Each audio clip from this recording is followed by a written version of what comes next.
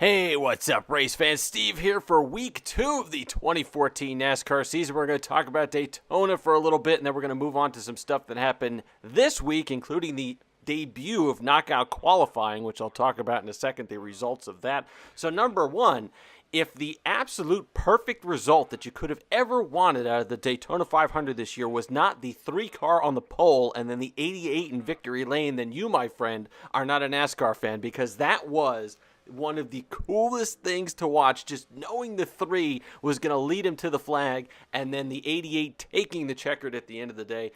That was just exciting to see Dale Jr. that pumped up, to see him that back into the action. It had been so long since you saw that kind of passion from America's favorite driver, and it's nothing but good for the sport. He went on a media tour this week, as the Daytona 500 winner always does. He was in commercials all week. He's back on Twitter. He's engaging a bunch of new fans and his old fans, getting everybody re-energized for the season.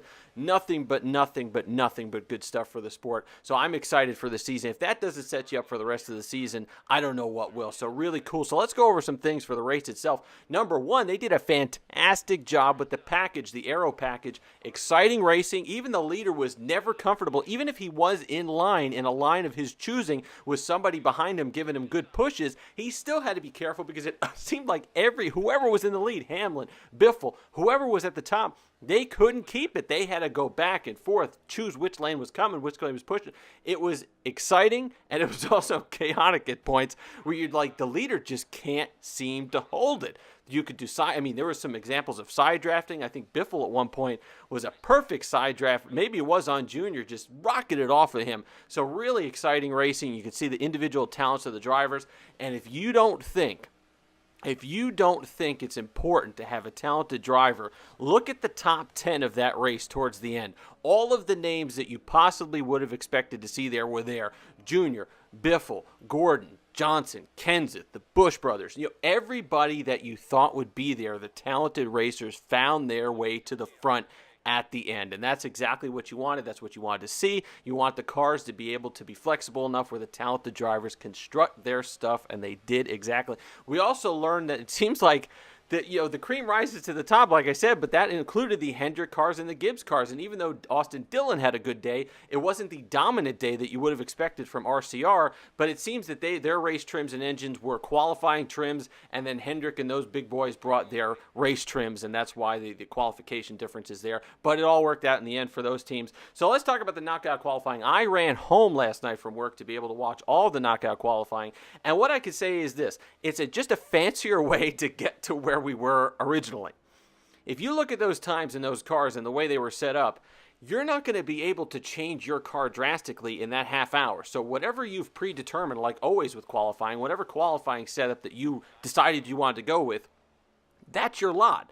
And whether it's 2 laps of qualifying individually or group qualifying, that's going to be the determination. Nobody was catching Logano and Keselowski yesterday. Whatever qualifying setup they have was far and away superior to anything the other teams could have come up with. So even though it was more exciting, there was really no suspense there like regular qualifying, because you knew those 2 guys were going to be in the front row, and you really had nobody vying for the pole. Maybe in the future, if the setups are for an individual race are more equal, then you can have a situation where knockout qualifying would be exciting. It was exciting for those teams on the bubble for a little bit. It may be frustrating at some point, though, to realize that maybe your driver didn't qualify where he should have, or he or she should have, because of the fact that they didn't get a clean lap, or they didn't get a clean run, or the way that their strategy for that changed.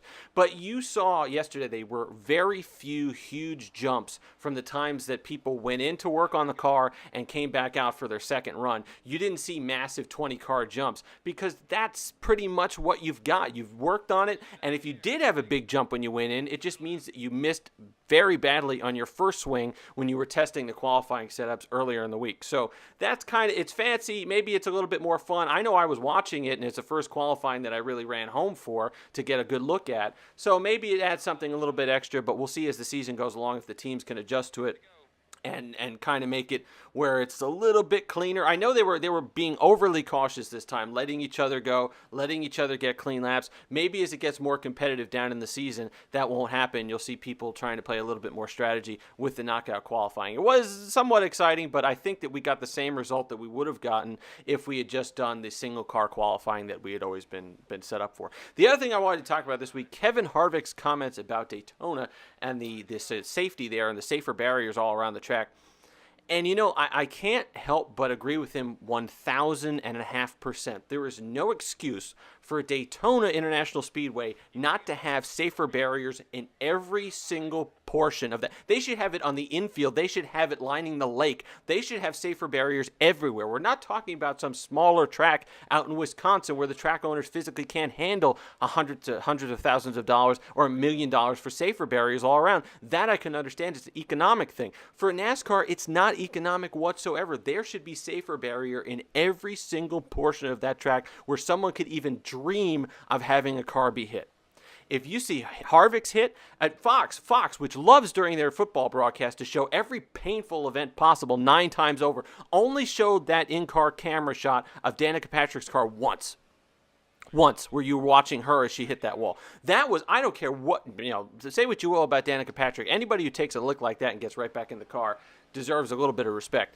But the thing is, they only showed that once because it was that jarring. It was that disturbing to watch. Danica Patrick hit that concrete wall from inside the car, watching her body, her head jar around violently, and then just watching her eyes come back on after it happened. That should not happen at a NASCAR track. You should have it where there's safer barrier every inch of that track. No excuses, especially after what happened. You could get all the momentum back with Dale Jr.'s win, all this excitement about the sport again, the new chase qualifying format, all that fun stuff, and then you have a freak accident, which if you hit somebody that hard, 200 miles an hour into a concrete wall, there are instances where something fluky may happen and someone gets seriously injured, and then you have a situation where you're going to have to deal with that and the fans are going to have to deal with that, and it's just not going to be fun for everybody.